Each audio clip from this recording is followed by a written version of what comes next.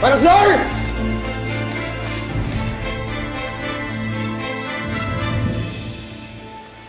June, maupo ka nga. Mag-relax ka. Hindi kaya kailangan niya ako doon. Baka nahirapan siya doon eh. Alam naman nila ang ginagawa nila eh. Relax ka lang.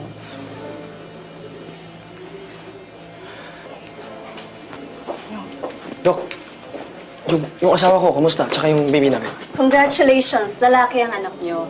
A very healthy baby boy.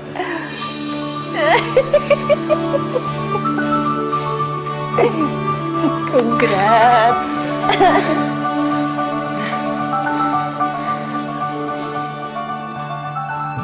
Ang gwapo-gwapo ng anak ko, oh. Oo naman. Meron na ba kayo ipapangalan sa kanya? Napag-usapan po namin noon ni June na ipapangalan namin siya after Tatay Sito. Something to remember him by. Luisito Labsat the third na. Thirdy. Sergi. Rachel? Po? Manang-mana sa'yo. Walang nakuha ni Isa kay June. No. I can't do this anymore.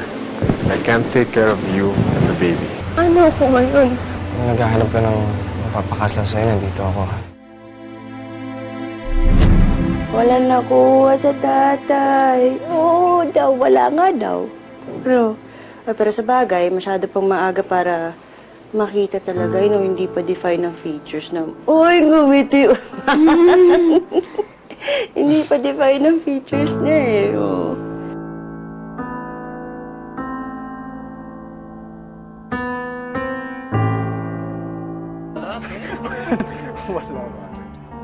Huwag mo nang masyadong isipin yung sinabi ni Mami kanina. I'm sure hindi naman siya nagsuspect or anything eh. Huwag ka magalala. Hindi naman ako masyado nagpa-apekto dun eh. Kahit sino pang sabihin nilang kamukha ni Baby 3D. Basta anak ko to. Ako ang tatay niya. Di ba?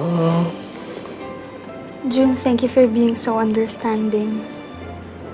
Buti na lang talaga ikaw ang tatay ng anak ko.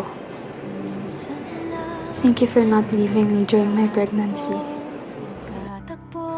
Lahat na lang ng taong mahal ko. O yung mga taong nagsasabi sa akin na mahalaga ako, iniiwan ako sa ere. Ikaw rin siguro, no? Diba sabi mo, mahal mo ako? Iiwan mo rin ako sa ere?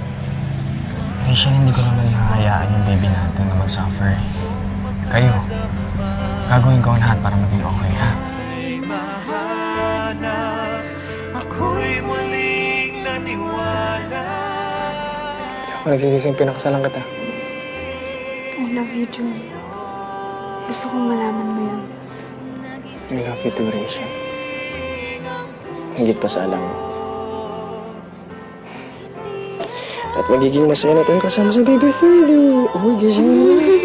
Wala, ay si Mami. Ay si Mami, oh.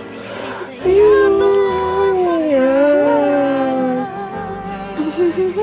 Dahil sa'yo.